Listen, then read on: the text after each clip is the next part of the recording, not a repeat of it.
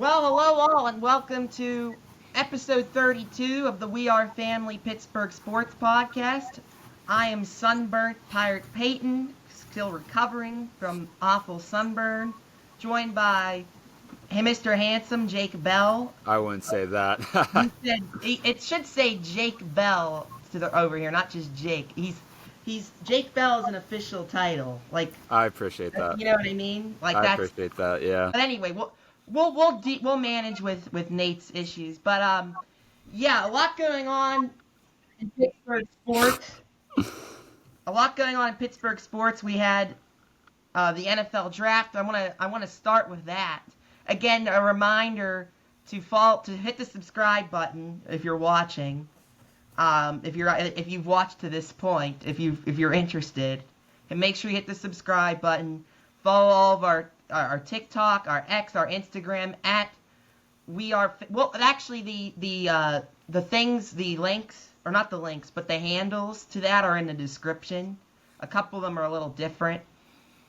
But yeah, I want to talk. This NFL draft was very interesting because the talent, I wouldn't say was necessarily deep or great by any means, which made it difficult for teams. Like, do we trade up? Do we trade down? Is there a guy we really want to take here?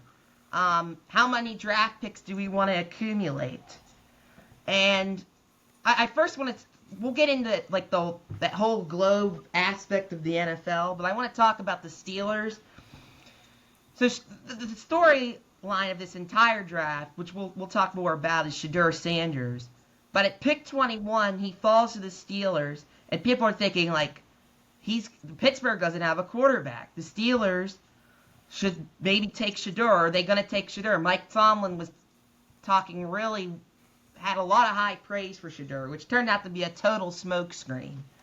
And the Steelers, I think we all had the feeling they were going to go defensive line, and I think we all agreed that was the smart decision, and they go with Derek Harmon, who among local media was like the favorite to go, and I don't think it really shocked many people locally. I think on the national scale, people were surprised that they didn't take a quarterback. But Derek Harmon, described kind of as a guy who plays like a great Pittsburgh Steelers defensive lineman, like a Cam Hayward. He can move across the defensive line, and it was the teams out of all they have different needs, but out of all of them, defensive line was the biggest need. They go Derek Harmon in the first round. And their overall draft strategy, we'll talk about some of the other picks, but the overall draft strategy was we need to improve the front seven and we need to stop Derrick Henry, because that playoff game against the Ravens, is on the front of Mike Tomlin and Omar Khan's mind. I agree. I think the Steelers did everything that they needed to do in this draft. They didn't reach for anyone. I know a lot of Steeler fans wanted them to take Shedeur Sanders in the first round, and like the Steelers, no one else saw him that way. So it was a good thing. I like Derek Harmon. I'm glad that we improved the front seven. I really like that kid from Iowa, the defensive lineman we got, in the fourth round? Fifth round, yeah. A lot of people said that he could go in the second or third round, so I thought that was definitely a good pickup, especially to improve the defensive line with Harmon as well. I like Will Howard. I know he's a career backup, but he is going to come in and work. He's been in this situation before where he had to back up at Kansas State, had to work all his way up. Not going to say he's ever going to start, but as a guy that you know is going to be a backup for your team, he's definitely going to be a positive guy on that roster, and he's going to work hard. So very happy that they went with him in the sixth round and didn't look for a franchise quarterback in this draft. I thought that was the better move. And overall, Caleb Johnson, another guy that's going to be good for this team. Him and Jalen Warren should be a fun backfield as long as the offensive line improves. But yeah, I can't complain about this draft at all. There's not a pick that I was like, man, this was a stupid pick. No, like everything I thought it went well. I mean, like you said, this wasn't a deep class. Steelers didn't treat it that way. They got what I truly feel they felt was their best player available in each round, and you can't complain about that. Nate said he had to refresh, so we're still recording. He'll come back. Perfect. Yeah, Jake, and I think something that what Omar Khan in all of his drafts, something that he's done pretty well. You could argue Broderick Jones was a bit of a reach to trade up for, but they really needed an offensive lineman at that point. he's always done a great job of getting value in his picks. Like, you could never say, like, he's always getting guys who, like, could have gone earlier and have high upside. And I think that you got to give him credit for that. Now, the Steelers, as Nate is rejoining us here, hopefully. Now, the Steelers, look, here's the thing. Like, we could talk about all these defensive guys. They got Jack Sawyer. They get the corner in the 7th round. And, but now there's no excuse. I mean, there shouldn't have been excuses for the defense to begin with. It's already the highest paid defense. And now you're getting even more to improve this defense. And it's like, if you're not top 5 in the league, like, there's, you know what I mean? Throughout the entire season, if you make the playoffs, into the playoffs, like, we have to go back to, like, is this a coaching thing? Like, we can have all these great drafts by Omar Khan and praise Omar Khan and Andy Weidel, who is a big contributor to why the Steelers are still somewhat relevant, is because of Andy Weidel. I think he's a really, really good assistant GM. It's just like, the coaching has to get, at some point, get enough out of this defense to be legitimate. And so there's definitely no excuses now, because you already had Cam Hayward and Keanu Benton. Now you got Wyatt Black and Derek Harmon. So it's just like, and you got to figure out, you got to have Joey Porter improve, and you have to have, what's his name? I'm forgetting our other corner. And Darius Slay. Bishop. He has to be back to what he was in 2023 and 2022. Yeah, Payne, you're absolutely right there. That is the question. With all these, I agree. I think the defensive additions we made through the draft were pretty good, pretty excellent. I love the kid from Iowa, like you as well, Jake. And I like what we did in the first round, and I like just overall the draft, but it is going to come down to, will this coaching staff be able to get the best out of these players? And I just don't know on either side of the ball that will be the case, because we've seen offensively there's been a ceiling we've hit every year, and we've seen defensively, as it gets later on in the season, this defense get kind of shredded as the season wears on. So that'll be the question. But yeah, I do like the Steelers' additions. I like going D-line first over with the first pick. I like the selections they made, and I like Caleb Johnson a lot out of Iowa. I really do. I think he has the potential to be a very solid back for this team. He's kind of a little bit above average physically, but he really just puts his head down and runs, and he went off for big plays. He just has a lot more speed than Najee Harris does. He's able to rip off those plays and extend those plays, and he's still a bigger kind of guy where it's hard to tackle him, kind of like a bigger Jalen Warren, almost taller-wise, and just a little bit more physical attributes. So I do like Caleb Johnson. He did really well in a rugged Big Ten, which is a lot of running the football. He did a really nice job. So yeah, I like Derek Harmon. I like his attributes as well. I was more than fine with the Steelers going D-line there with that first pick, and I think they were very vindicated, because if they would have went Shedeur Sanders, like with the information we know now about him and about how teams thought of him going in the 5th round, that would have been even crazier of a reach maybe than Kenny Pickett was when we drafted him. So I think the Steelers were wise there to just attack one of their biggest needs. They needed a D lineman. They needed multiple, and they got multiple. And I think they're really set there.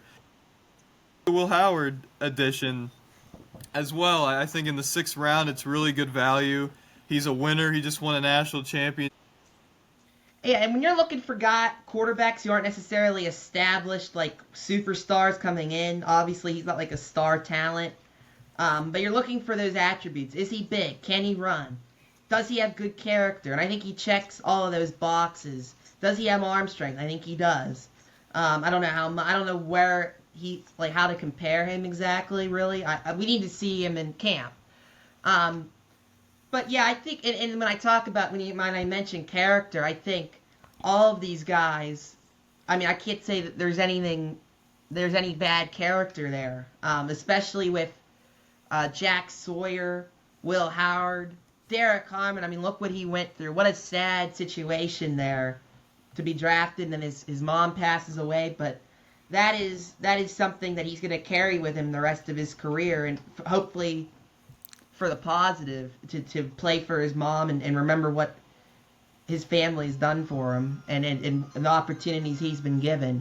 And so I think that's a for the Steelers, you're getting a high character guy there in the first round.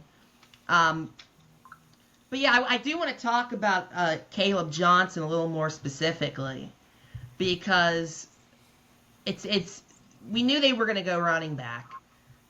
Caleb Jaxson is not necessarily a guy like we were all talking about. But hey, I love guys from Iowa, generally. I love Iowa. I love their coach. I love their program. So that's a bonus. And he has burst. He's physical, but he has burst. He's a bigger Jaylen Warren, I think, is the way to put it. And I think he fits what Arthur Smith wants to do in terms of zone runs better than what Najee could. I don't think Najee really fitted what Arthur Smith wanted to do. And now Najee's going to go on to be really, really good, I think, with the Chargers. And now you got him and Amari and Hampton, two just bruisers. And that's going to be really interesting in Los Angeles. But we'll get into other teams. But the Jacks, now, so I want to hear, I don't know, do you have anything else to say about Caleb Jaxson, Jake?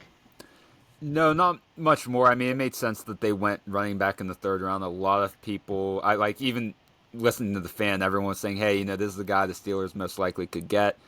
So, I don't know much about him. You guys know I'm more of a baseball guy, but and if I look at football players, I like more character. But Caleb Jaxson looks like he's a good running back. I mean, if we just look at stats, bless you, I didn't watch any film on him. He averaged 6 runs a carry, I think, every year of his career, if I'm not mistaken. Definitely his last year, so. I mean, they're getting a good running back for sure. Hopefully he's getting utilized right, and definitely someone you want to pair with Jaylen Warren. You don't want him as your every down back because of the way he runs. You're going to risk injury there. So. Yeah, I mean, and remember they got Le'Veon Bell, the last really great running back in Pittsburgh. They got Le'Veon Bell in the second or third round from Michigan State. So I like not drafting a running back in the first round. I thought they might.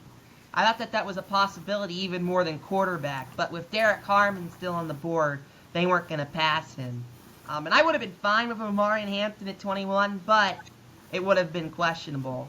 Because I do think he was a first-round talent. Now, Jack Sawyer in the fourth round, I don't think anyone expected that. I think it's a great value pick. But I don't think, because with Highsmith, Watt, Herbig, I don't think anyone expected them to go outside linebacker. From a positional needs standpoint, I don't know if that was necessarily the best pick, but I think the player they got is really interesting. He's not necessarily like a pass rusher, he's a speed guy. I think. Or no, is he?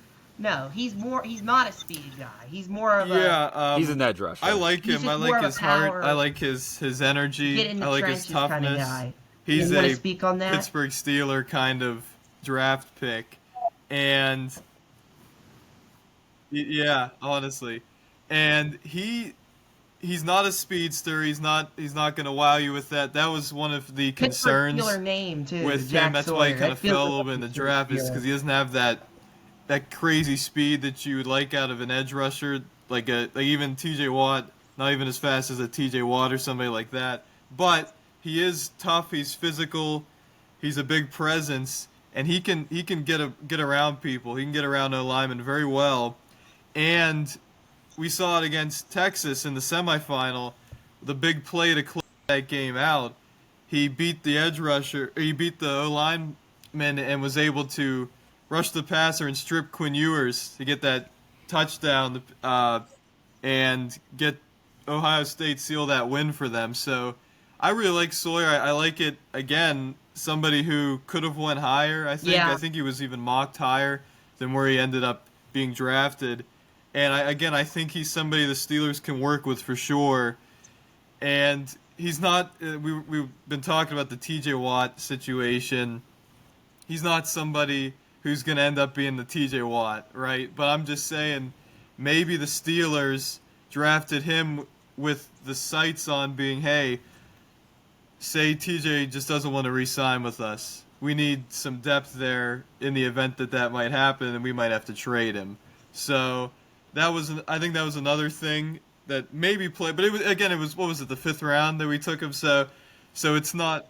Yeah, so it's not like it was a high draft pick wasted on an edge rusher that we already have immense depth in. So I like the pick. Again, Sure. I think the Steelers had a pretty strong draft, although Mel Kiper disagrees, but that's okay. I think a lot of people would say that this has been a very good draft for the Steelers.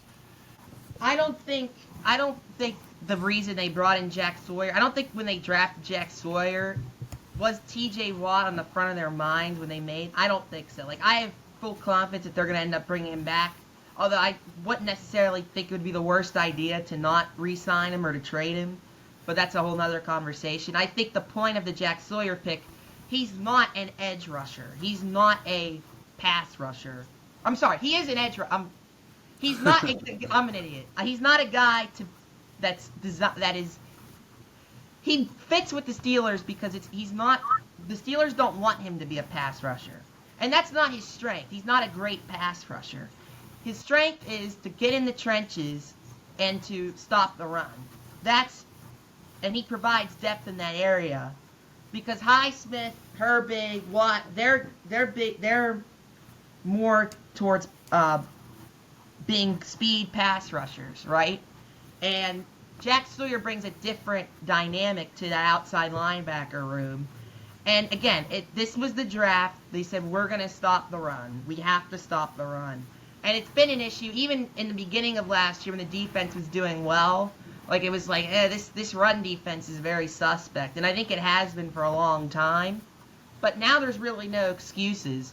The big question mark, again, is the linebacker room. Because you got it up front now. There's no excuses up front. But can Patrick Queen be better than what he was? Because he wasn't good last year. Can Peyton Wilson turn into a all-around linebacker? Williams guy, not Mark, I forget his name. Bruner? Captain Williams. We got him from the Ravens. Oh, never mind. Malik Williams. Is he going to be a guy that could really stop the run? I don't think he's going to be an improvement from what a Landon Roberts was. So there's still some holes. I know Jake Bell, you might want to talk about this. I know you wanted the Steelers to really attack corner. And I will say they did pretty much get every need in this draft, except I would have liked them to get like a guard. But they have spent a lot of the last few drafts on offensive linemen. I don't think no matter who you draft, this offensive line with the offensive line coaching is going to. I think it is what it is at this point. It's just going to be mediocre, which isn't great, but that's just what we have to live with. But I know you wanted them to really attack corner. I mean, this is a question for both of you guys. Is Darius Slay and Joey Porter Jr. enough to pair up with the safeties and Minkah Fitzpatrick and what's his name? I can't remember the other safety's name right now, but he was great last year. Yeah, so the reason I always want them to attack corner is because we know it's been an issue for a while, and it's continuing other than whenever Hayden played at a very high level. What was it, 2019, I think? And then you had Steven Nelson on the other side who played pretty well. Other than that, it's been time and again where we've seen the cornerback position be somewhat of an issue, right? So, obviously I wanted more depth. I'm not going to complain about them passing up on cornerbacks because, the one I kind of wanted was Will Johnson. I'm glad they went with Derek Harmon instead. If they had a second-round pick, maybe they are able to get Will Johnson. I don't know really how that would have went. But, once it got to the third, fourth round, obviously I would have liked to see cornerback. But whenever I saw the guys that they picked, I was like, I can't complain. I'm glad that we got Jack Sawyer over some random cornerback. I think he's going to be good for this team. But, yeah, it's just would I've liked to see more cornerback depth being addressed? Sure, but at the end of the day, I don't think it's too much to worry about. I mean, we have young cornerbacks in Joey Porter Jr. and Beanie Bishop who obviously they show flashes, and you want to see if they can improve. So, and then you also have the veteran Darius Slay, who not long ago has played at a very, very high level, who can maybe mentor these guys while he also does his best to play at a high level as well. So, yeah, that's just my thoughts on that. And to add to your point, like, again, this goes back to coaching. You can't, even with, as the highest paid defense and all these draft picks accumulated, you can't, every position on the field cannot be elite. It's just impossible. So the coaching staff has to find a way to hide those holes and patch those holes and get the best they can out of everyone so the defense can succeed. So you can't just have talent everywhere to make the scheme look good. You know, the scheme has to fill in for some of the lack of talent. Yeah, But there it's was okay, a part we of me can hear last you. week, and we were talking about it, me and Jake especially, about when Will Johnson kept falling. There's a part of me at 21 that wanted the Steelers to take Will Johnson just because he's such a unique talent in this draft, and I really liked him in Michigan, especially during their national championship run. He made just tremendous plays, and he was just a lockdown corner. Dealt with injuries this past year, which is probably why he fell a little bit. But, yeah, they added that Central Michigan corner at the very end of the draft, who's a very, like, definition boom or bust, because he had, like, the most passes defended, like, one of the most in college football last year, but he also gave up, like, the most yards. So teams were attacking him, or he was just, I mean, they were just throwing it his way a lot, and he either gave up Oh, wow. a ton of yards or he made it an incompletion. So we don't really know what we're getting with him. He's not somebody you would trust, obviously, at this point. So yeah, I do think corner is a concern. I do think it is, but again, I think if the Steelers' pass rush would have performed a little bit better and performed to where they should have at the end of last year, like they were to start the year, then those concerns at corner are alleviated a little bit, because then there's more pressures and then it kind of masks the deficiencies at corner. So I think Joey Porter has to take that next step. I think he needs, obviously, to limit the penalties. And I think we got to see with Beanie Bishop what we have here, because to me he was somebody who almost was in the right place at the right time on some of his interceptions. I wasn't sure about him in coverage all the time. I thought sometimes he just wasn't that good. And obviously Darius Slay, we talk about, he's getting up there in age. The Eagles moved off of him, but they had a lot of options, so you can't really read too much into that. So I do think it is a question mark going into the season.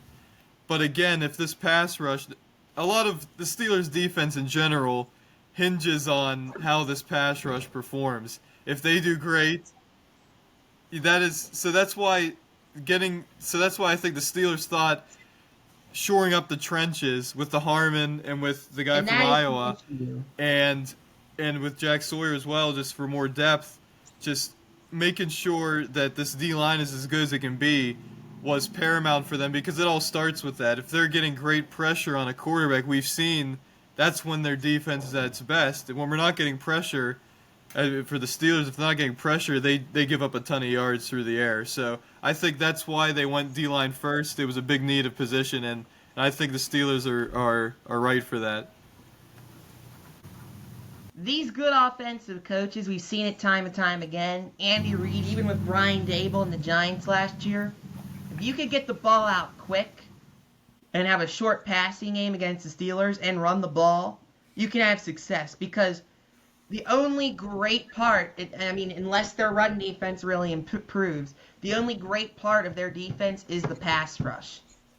They are completely reliant on the pass rush. And you can't be a great defense. You can't get pass rush every play. It's just, or every 2 plays. It's almost impossible. But TJ Watt does need to, and I'm not blaming TJ Watt for not having a lot of sacks last year, not having as much pressure on the quarterback. they have to move him around more. The coaches have to help him. There has to be better scheme defenses to move him around on the line so he can succeed, so he can get to the quarterback. So yeah, we'll move on from the Steelers draft as Nate will come back. Let's just go around the league a little bit. Jake, any teams? Let's talk about some players, some teams, anything that comes to mind. Who's surprised that a team took?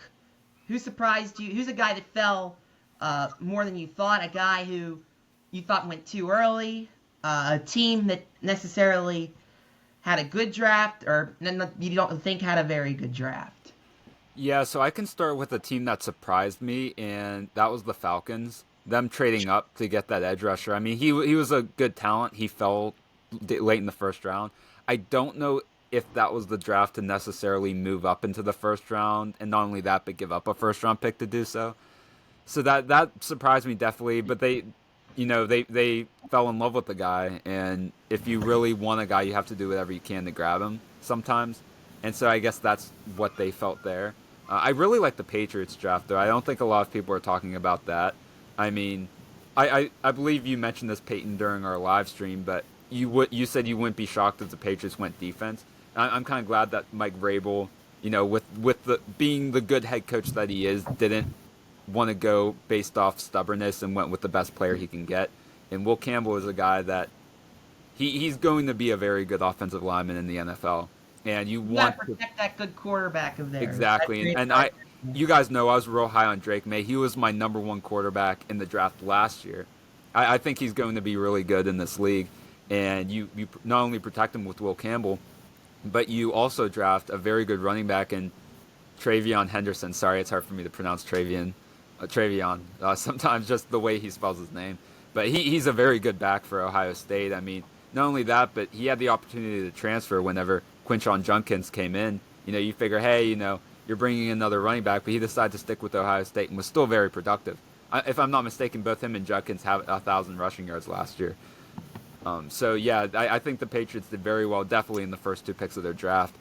And, yeah, that's all I have to really say. I mean, nothing else was too crazy. Obviously, Browns taking two quarterbacks, especially third round and fifth round, was interesting. Browns. Yeah, obviously that was interesting. But I feel like a lot of people already know that. So those were the two that I don't think are getting as much traction that I think, we should keep an eye out for. So.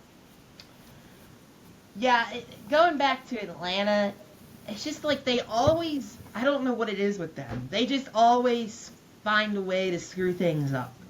Like, you got your edge rusher in Jalen Walker, who is arguably the second best in the draft. Oh, I forgot they did grab him. He fell. What's that? I said I forgot they drafted him. He definitely fell to them. So you get him at 15. Okay, you finally got your edge rusher in the first round. Great, good job. Stop there. Okay? You do not, and again, the Rams, they just find a way to do things to get things to go their way. They're just very well run. They get you give up a first round pick next year to the Rams to trade up and get this James Pierce guy. Now, he might have been taken at the end of the first round. They probably wouldn't have been able to get him, but they probably could have traded up in the second round to get him, possibly. I guess they really, really wanted him, but he's a boomer bust pick because he has off the field issues. Like, there were teams that didn't have him on their board.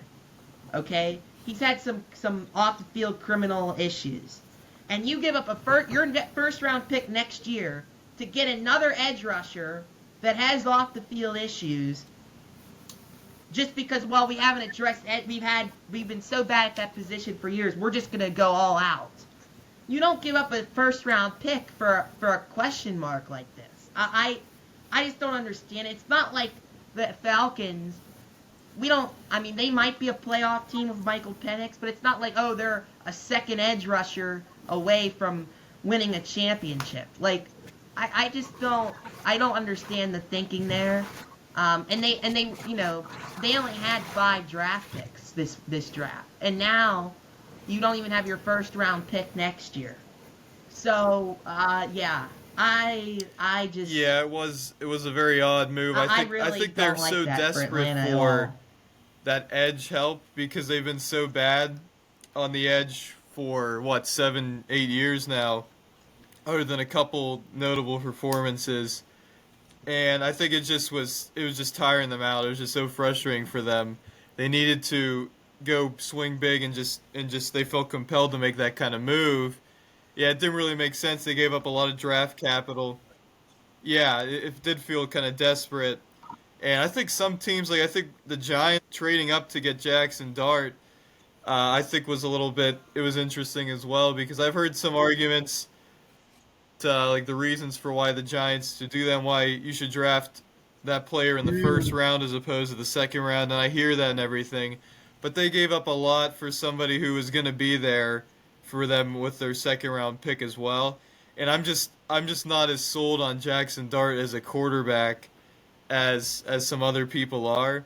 Now, if anybody could have success with him, it could be a Brian Dable, and he did play really well in college. But like half of his touchdowns last season were against like four teams, and it was kind of the dregs of their schedule. So there is some question marks there. I do think he has a lot of arm talent. He's very accurate as well, and I think he makes some plays and he reads the defense pretty well. But I still think there's some questions there. But yeah, I mean, I think people were mentioned like with the Jaguars trading up and getting Travis Hunter. Some people really had an issue with that because they gave up a lot as well. I think he's just a special player. You just don't see players like Travis Hunter coming around. I mean, we've never seen it before. Somebody who plays multiple positions on both sides of the ball. And I think Jackson's going to let him play both. It'll be interesting to see how he's utilized in full. But I think it was a nice. I think aggressiveness wins in the NFL, and I think selective aggressiveness is the best.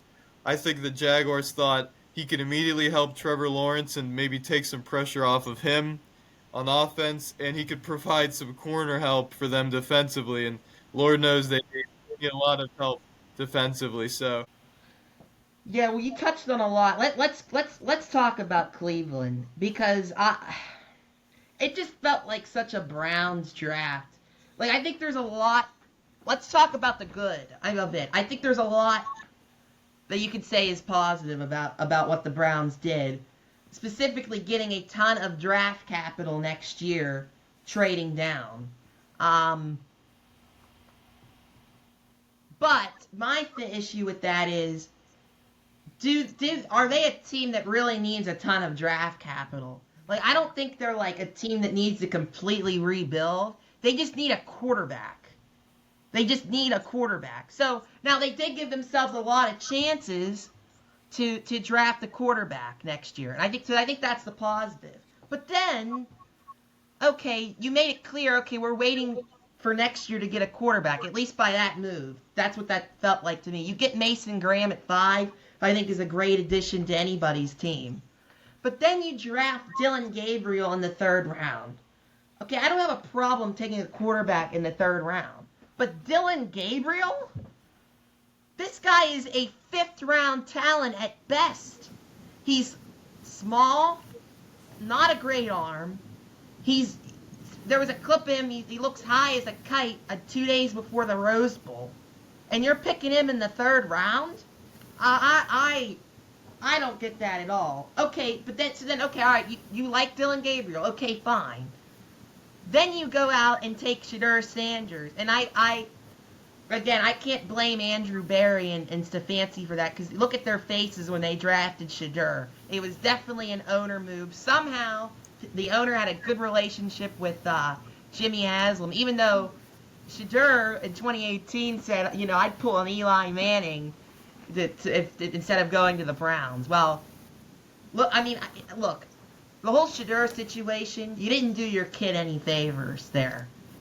I get that Shedeur was very cocky in these interviews, but again, it's, look, who's the one who raised him? Who's the one who coached him to be the way that he is? And who's the one that was out there saying well, I'm going to make sure my kid goes to the right team. So his draft stock falling it's on Shedeur, but it's also on Dion. Now going to Cleveland, I don't think that's the ideal landing spot for him, but you get a good offensive coach, and you certainly get a chance to compete to start. But it's just a mess. I don't know what their plan is. And you gave up Travis Hunter. I agree. I think Travis Hunter is the best player in the draft. I think he's a generational talent. And I don't really understand the Jags trading up for him, because I don't understand the trade for both sides, because I think the Browns would have benefited from getting Travis Hunter, because I don't think they need to be in a total rebuild. Whereas the Jags, I think they kind of need a total rebuild, especially with that defense. And now you just gave up a ton of draft capital to get Travis Hunter. So I don't really love the move from both sides. I feel like if Cleveland and Jacksonville should have been swapped. Like, Jacksonville should have been the ones trading down to get more draft capital, and Cleveland should have been the team to go up and get Travis Hunter. But obviously, that's not how the draft picks align, and that's not where the team's mindset was. Yeah, I want to definitely go back to the quarterbacks that you mentioned. Obviously, Dylan Gabriel did surprise a lot of us going in the third round, just because of a lot of, you look at mock drafts, maybe, you watch film and you see him more as a day 3 pick. Obviously, the Browns view them higher on their list than I guess what the fans might, maybe other NFL teams view them that way, and that's why they want to snag him in the third round before it was too late. But in my mind, they drafted him as a backup. I feel like they would have went quarterback earlier. Maybe go with a Tyler Shuck if they really wanted a quarterback that they felt would start for them right away. It seemed like Gabriel was going to be viewed as a backup. And, as for Shedeur Sanders, I think, I do think it was more ownership related, like you guys mentioned. I don't think that, Kevin Stefanski is an offensive coach. If he would want to build more around the offense than draft 2 quarterbacks, I truly feel. And as for Sanders, though, I think, one thing a lot of people aren't really looking much into, everyone says, the cockiness maybe, or, his dad or whatever. But for Shedeur Sanders, I think a lot of it has to do with him not really going through much adversity in college. Because if you look at earlier on, he went to Jackson State with his dad, transferred to Colorado with his dad. Originally, he committed to FAU, but then decommitted once he realized that Deion Sanders got the Jackson State job. But in reality, say he doesn't follow his dad, maybe he doesn't start right away.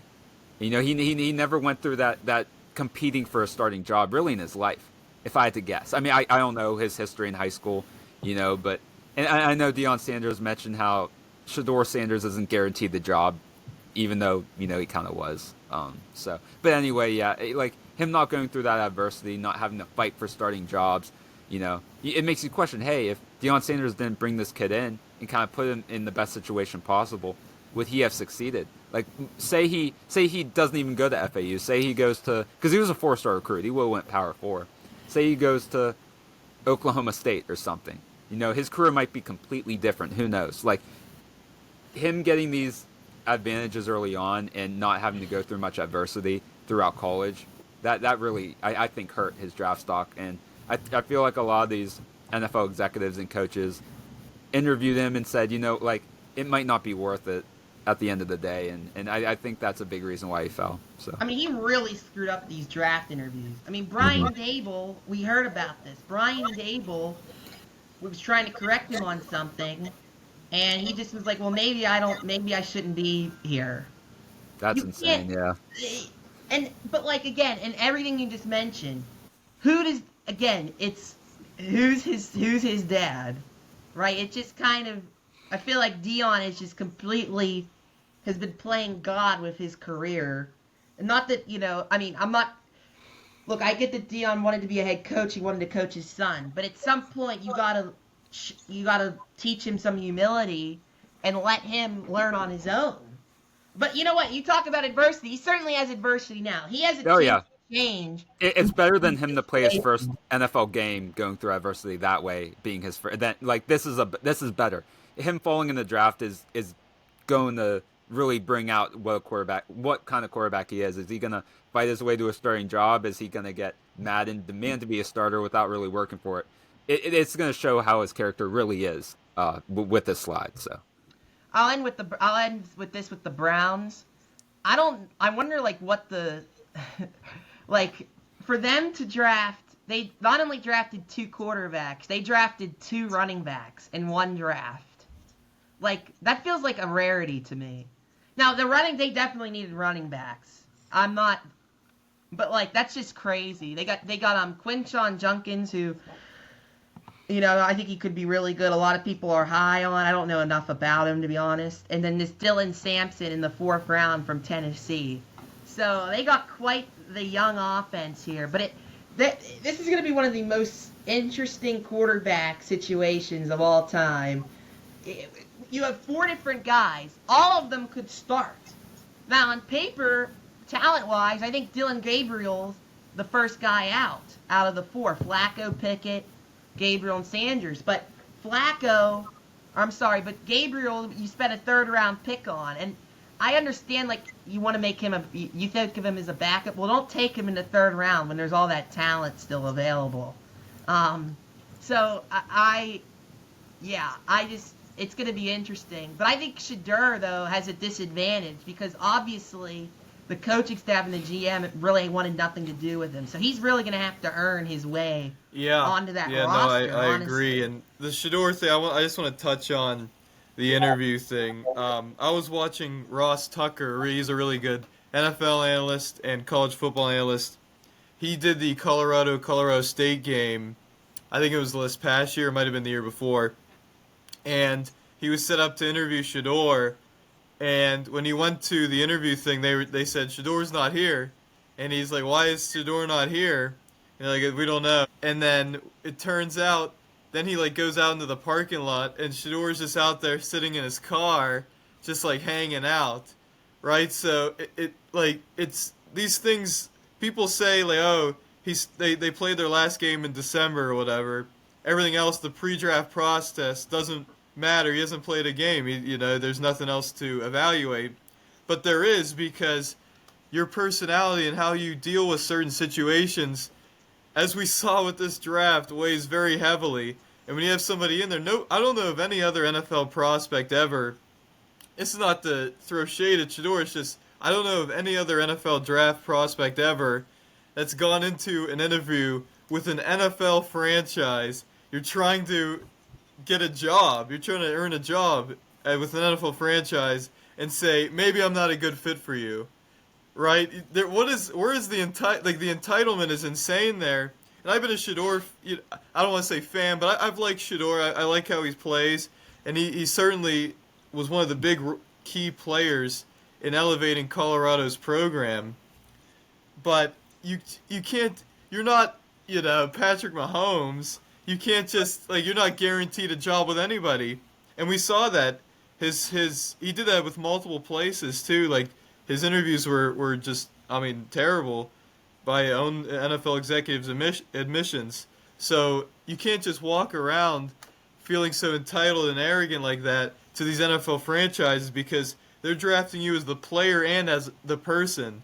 And maybe it was just the interview thing just didn't work for him. Maybe he just didn't like it. But I think that really weighed on why so many teams, all 32 teams pass on him every time. And who knows if anybody would have drafted him if the Browns didn't draft him there in the 5th round after getting Dylan Gabriel. So it's very interesting. It's a crazy situation. We haven't seen anything like this before. And now it's going to be really fascinating to see how the Browns handle this quarterback mix. There's really 5 of them, but Watson is his own mess, and I don't think he's going to be playing this year. So it's really 4 that might be competing for a spot. And now the guy in Dylan Gabriel, who you drafted higher than Shedeur Sanders, could be the odd man out. So moving on from the Browns,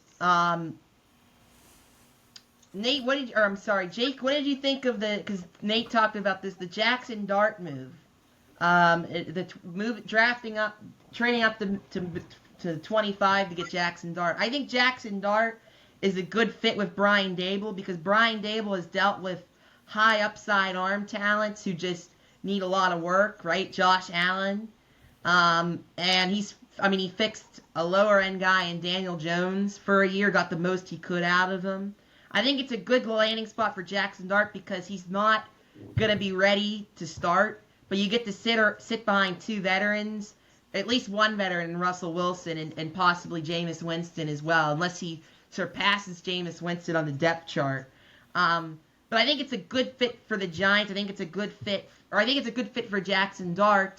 I think if Brian Dable likes him, I think it's great that they drafted him. But for them to trade up, obviously, I just don't know if there were really other teams. Did you really have to trade up for him? And that was really the question.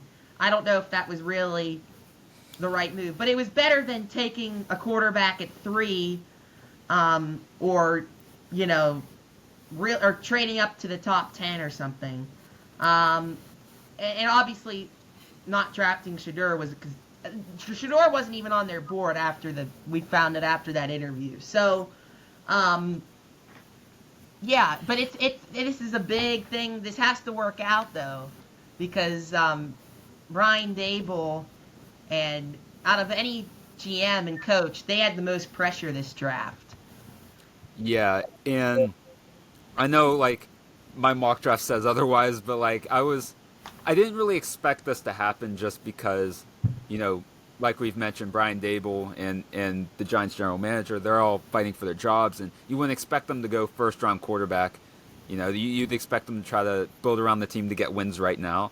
But they must have fell in love with Jaxson Dart, and I will never fault the team for reaching on a quarterback that they feel like is their franchise guy.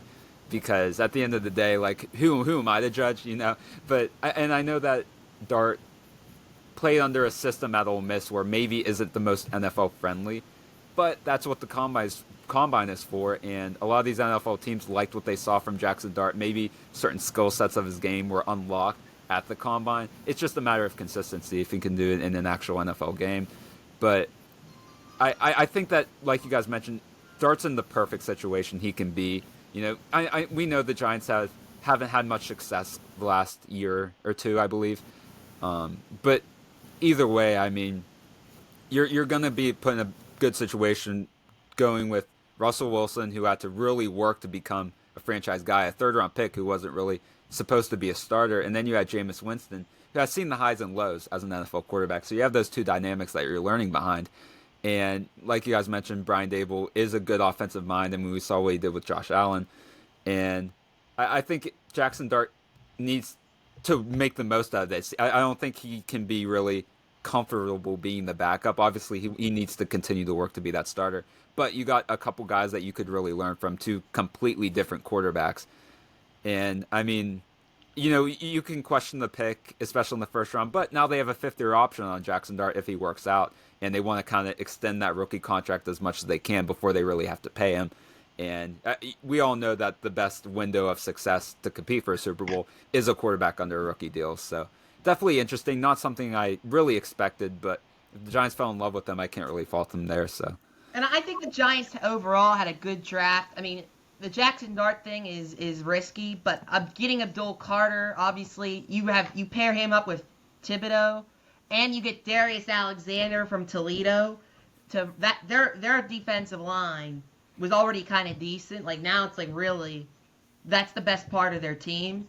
And then you get a bruiser and Cam Scatterbo, who we all kind of like. And I thought he might have been a Steeler, but I think Caleb Johnson obviously fit better with what the Steelers wanted to do. You get to pair him up with a speedster and Tyrone Tracy.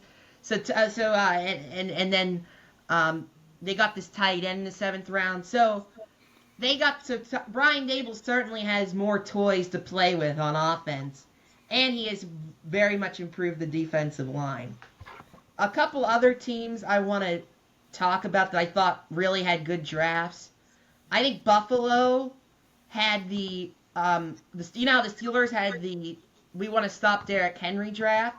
we're gonna try and stop Patrick Mahomes draft because they had a ton of picks and they loaded up on defense, specifically corners. Getting Maxwell Harrison at pick 30, I think, is underrated.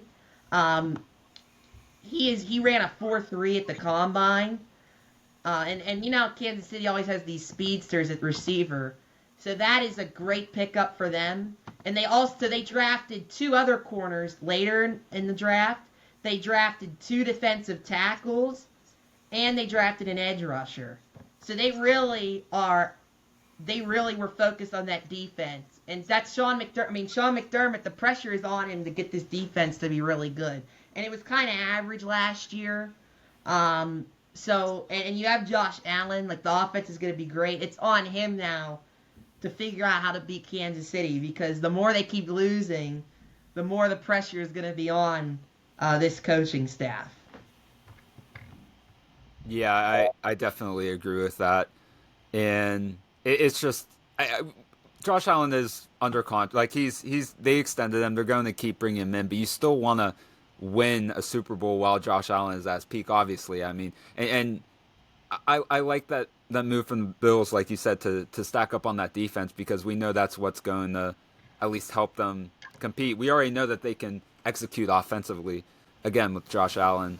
And now James Cook is probably the most effective running back under the Bills with Josh Allen, since he's been, playing at a high level. So you can't fault the Bills there. I'm kind of glad that they're addressing that. And while we know that maybe they could use a receiver, at the end of the day, I mean, having a guy like Josh Allen, who you can say is a top 3 quarterback in the NFL, obviously he won the MVP, he's going to make his receivers better anyway. And obviously, again, you still want to add receiver depth, but in this draft, you have to go defense. You have to stop the quarterback that's been beating you in the AFC Championship the Bills, year after year I think they'll be just fine. I do agree, Jake. I like what they did in their draft, loading up on some defense.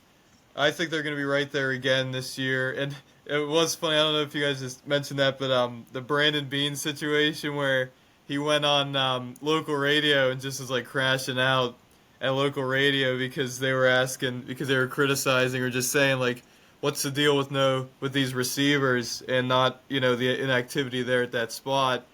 And he was a little testy about it. But I think he does kind of feel that pressure that the Bills have to really, just make the Super Bowl and win the Super Bowl with Josh Allen. It's really time, and the clock's ticking for them. But I do think the Bills had a good draft overall, and I think a lot of teams did really well in this draft. I think the teams you expect to have good drafts had good drafts. The teams picking 25 to 32 had a good draft, mostly because they're in that spot picking 25 to 32 because they're so good at drafting and developing, and they're such good franchises. But I think the Bills did well. I think Baltimore did really well. Also, I think they always do well, but addressing their corner and safety needs a little bit, adding another safety. They had a ton of I think they did well in the secondary. Yeah, I'll just end with this. You mentioned the Baltimore had a good draft. They really, again, accumulated a ton of talent, especially on defense. And their defense was already really getting better last year with the new defensive coordinator, even though they started off kind of slow. 2 other teams I wanted to mention really quick. The Bears. Caleb Williams is going to have no more excuses, man. They got Colston Loveland at 10, which I think was a huge kind of reach, but I guess he fit what they wanted to do better than Tyler Warren. Hopefully that works out for them. But, he did have a first round. He was, supposed to go in the first round. Then you get Luther Burden falling to the second, which is definitely a great value pick. Now you got him with DJ Moore. And then they also get a tackle in the second round as well. So they have Caleb Williams has to be really good now with Ben Johnson. Yeah, I agree with that. Yeah. I'm sorry. You guys were waiting for me to say the other team. No, you're good. And the other team that I thought was interesting, I don't know if they had a good draft, was Dallas. I think Tyler Booker, it was a need, Offensive guard was a need, but at 12, Tyler Booker was supposed to be a late first-round pick, early second-round pick. They take him at 12.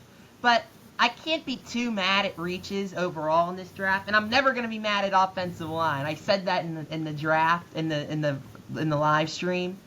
But, like, there were about 50 guys who could have gone in this first round. Like, there wasn't, like, a definite pecking order of who was going to be great and who wasn't. I'm sorry, who was going to be a first-round pick and who shouldn't be. But after Tyler Booker, their next 3 picks, you get Donovan Ezaraku, who from Boston College, who I thought was going to be a first-round pick. And then you get, from Nate's team, East Carolina, Siobhan Rebel Jr., you get a corner. And then you get a running back, Jaden Blue, in the 5th round, who he kind of fell. So I think they addressed all of their needs there in those first 3-4 picks. I thought Dallas did a good job, but they have a lot of issues. But especially with, I don't know what their coaching decision was, but I thought those 2 teams were interesting. Yeah, I've not much more to add other than that. Yeah, I definitely agree. Yeah, Cowboys definitely shocked us a little bit, but at the end of the day, this isn't a draft where if you reach on someone, it's the end of the world, because this isn't one of the drafts where there was a ton of talent. Obviously, these are a bunch of talented kids, over 260 of them, but definitely not, that premier draft. So. Okay, so Nate, did you want to add anything to recap the draft? Nope. Okay. Jake and Nate, I want to talk a little baseball. We don't have to talk Buccos necessarily, because it's pretty ugly right now, but I don't know if there's any teams you want to talk about through this first month that have surprised you in a negative or positive way. Well, that's a good question. I think the Giants playing very well is awesome, because, they've been stuck on that 78 to 82 win plateau, aside from that 2021 season where everyone just had a career season, kind of crazy. But yeah, the Giants playing very well, going toe-to-toe with the Dodgers. That's a good thing for baseball. I like whenever the Giants are good. It kind of reminds me, whenever I started watching baseball and the Giants were in the middle of their dynasty. So, I'm glad that they're doing well. They've definitely been a surprising team for me. And Willie Adames hasn't played all that well offensively, and they're still winning games. So whenever he starts getting it going, I mean, he's a guy who drives and runs, and as a shortstop, that's very rare. And Matt Chapman's hitting like 200. He's had a couple of good games, but he's not even hitting the ball. But once that left side of the infield starts hitting like they can, I mean, who knows? I mean, this NL West could be a lot closer than you realize. And then you have the Padres, who are playing very well, have a good manager there. San Diego, man, yeah, them and the Phillies, it's like you feel like they're on the it's got to be their time at some point. But the difference between the Padres and the Phillies right now, and why I'm so high on the Padres, they're back into the bullpen. I mean, it's been good the last few playoffs, but man, it's Robert Suarez and Jason Adams, those 2 guys at the back end of the bullpen, and you have that offense. It's basically, they turn it into a 7-inning game. If you could win in the first 7 innings, you got Adams and Suarez, it's game over. That's how good they've been. And I think, again, bullpen, starting pitching, you've got to have the offense to compete in the regular season, but in the playoffs, it's the bullpen and the starting pitching that win championships. And right now, with those 2 guys at the back end, and then you've got Michael King, who's turning into a stud, Dylan Cease, those 2 guys at the top of your rotation, the Padres, man. But again, it's a tough division. Arizona is not going anywhere. Ketel Marte's been hurt. But that division is so exciting. And the Dodgers, they have their hands full, man. And with obviously they should win the division because of how much they spent and who they got 4 MVPs on their team, in their lineup. But dude, they got their hands full, and especially if they're starting pitching, the injuries continue to be an issue. It's a possibility. Look out for the Padres. I don't think the Giants are going to be good enough to win the division. They could make the playoffs. Yeah, no, I agree. I think the Padres, they could their compete for that bullpen's been division. so excellent. It's just been best in baseball to this point so far, and I think it's sustainable for the rest of the year because they had a good bullpen last year. But I was going to touch on the Padres. I think the Cubs have to be discussed because their offense has just been so good. They just took 2 or 3 from the Pirates, roughed up Skeens for 3 homers. Seiya Suzuki looks excellent right now, 9 homers. Kyle Tucker's doing exactly what you thought he would do, which is rake. And he's going to want big money in the offseason. He's a free agent at the end of the year.